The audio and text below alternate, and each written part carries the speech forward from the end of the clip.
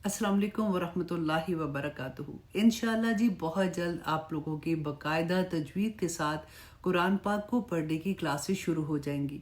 आज इंशाल्लाह हम ये देखते हैं कि आखिर तजवीद के साथ कुरान पाक को पढ़ना क्यों ज़रूरी है, क्योंकि अरबी लैंग्वेज जो है वो उर्दू से बहुत मिलती है। तो जब हम कुरान पाक पढ़ते हैं तो हम उर्दू के लहजे से पढ़ना शुरू हो जाते हैं, क्योंकि हमने सीखा ही ऐसे होता है। क्योंकि अक्सर हमारे जहन में ये ख्याल आता है तो पढ़ तो रहे हैं, अल्लाह सुब्हाना ताला जानते हैं कि हम क्या पढ़ रहे हैं, लेकिन आज हम ये देखेंगे कि कुरान पाक को तजवीद के रूल्स के साथ पढ़ना क्यों ज़रूरी है।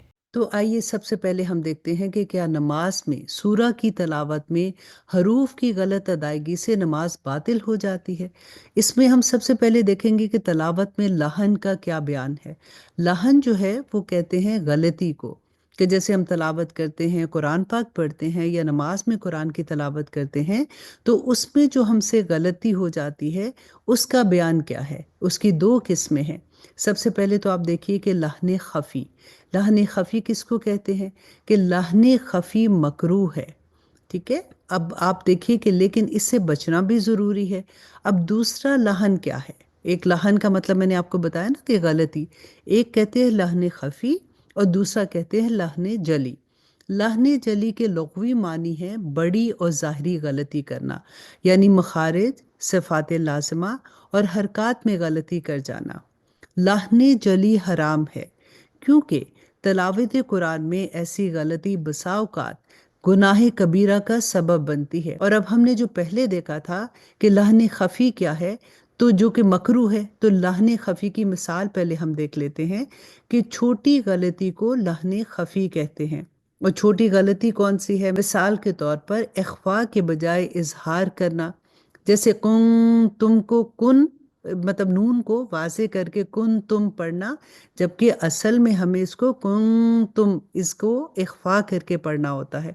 और दूसरी क्या है कि इदगाम, इदगाम के बजाय इजहार कर देना, जैसे कि मैं रब्बिहिम को मिन रब्बिहिम, मतलब नून को जाहिर करके पढ़ लेना। और इसके अलावा इकलाब को छोड़ देना, जैसे मिम बादिहिम को मिन बादिहिम पढ़ लेना। ये लहन खफ़ी हैं जो कि मकरूह है, लेकिन इनसे बचना फिर भी ज़रूरी है। अब देखिए कि लहन जली की मिसाल क्या है, क्योंकि ये तो हराम है और इससे तो हमें हर सूरत बचना चाहिए। कि मखारिज में गलती करना, जैसे अल्हम्दुलिल्लाह जब हम पढ़ते हैं तो उसको अल्हम्दुलिल्लाह पढ़ देना, जैसे हा को दो आंखों वाली हा से बदल देना। और नंबर दो ये कि सफ़ात लाजिमा में गलती, जैसे वसैफ के स्वाद को पुर पढ़ने के बजाय बारीक करके वसैफ पढ़ देना। और नंबर तीन ये कि हरकात में गलती करना, जैसे यौमुद्दीन को यौमुद्दीन पढ़ लेना। अब जैसा कि हमने लहन जली और लहन खफ़ी को देख लिया, तो अब देखेंगे कि तजवीद के साथ कुरान पढ़ना क्यों ज़रूरी है। सबसे पहले तो देखिए कि तजवीद के लग़वी मानी क्या हैं, जैसे उम्दा करके पढ़ना और अच्छा पढ़ना।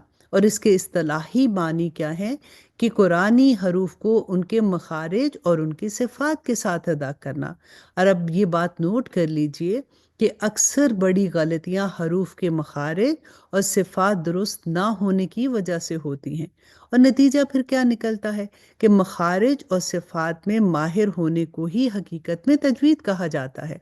अब इसकी फजीलत क्या है कि ये इल्म तमाम अलूम से अफजल है, क्योंकि इसका ताल्लुक कलाम अल्लाह से है। और इसके बारे में हुक्म क्या है। नंबर वन ये कि फ़र्ज़ कफ़ाया, कि अगर कुछ लोग अदा कर लें तो सबकी तरफ से काफ़ी हो जाता है। तजवीद के तफसीली कवायद का सीखना फ़र्ज़ कफ़ाया है। और फ़र्ज़ आइन क्या है। वो फ़र्ज़ जिसका अदा करना हर आकिल और बालिग, हर मुसलमान मर्द और औरत पर उसको हासिल करना वाजिब है, और कवायद के मुताबिक पढ़ना फ़र्ज़ आइन है। और अब हम इंशाअल्लाह तजवीद के साथ कुरान पाक को पढ़ने की अहमियत को देखेंगे कि कुरान पाक को तजवीद के रूल्स के साथ पढ़ना क्यों ज़रूरी है। नंबर वन ये कि ये कुरान का हक है। नंबर दो ये कि कुरान मजीद अल्लाह पाक ने एक मखसूस अंदाज से नाजिल फरमाया है, जिसे सही तलफ़ुज़ और अदायगी के साथ पढ़ना ज़रूरी है। तजवीद हमें कुरान को ऐसे अंदाज में पढ़ना सिखाती है जैसे रसूलुल्लाह सल्लल्लाहु अलैहि वसल्लम ने पढ़ा था। اور سورت مزمل میں اللہ سبحانہ تعالیٰ نے فرمایا کہ وَرَتِّلِ الْقُرْآنَ ترتیلا، اور قرآن کو ٹھہر ٹھہر کر صحیح انداز سے پڑھو۔ بغیر تجوید کے پڑھنے سے الفاظ کی ادائیگی میں غلطی ہو سکتی ہے جو کہ معنی ہی بدل دیتی ہے۔ تجوید کے ساتھ قرآن پڑھنا صرف قواعد کا معاملہ نہیں ہے، بلکہ یہ اللہ کا کلام ہے، اور اس کا یہ احترام ہے کہ ہر مسلمان کے لیے یہ ایک ذمہ داری اور سعادت ہے۔ اللہ سبحانہ تعالیٰ ہمیں قرآن کا صحیح حق ادا کرنے والا بنا دے۔ آمین ثم آمین۔ السلام علیکم ورحمۃ اللہ وبرکاتہ۔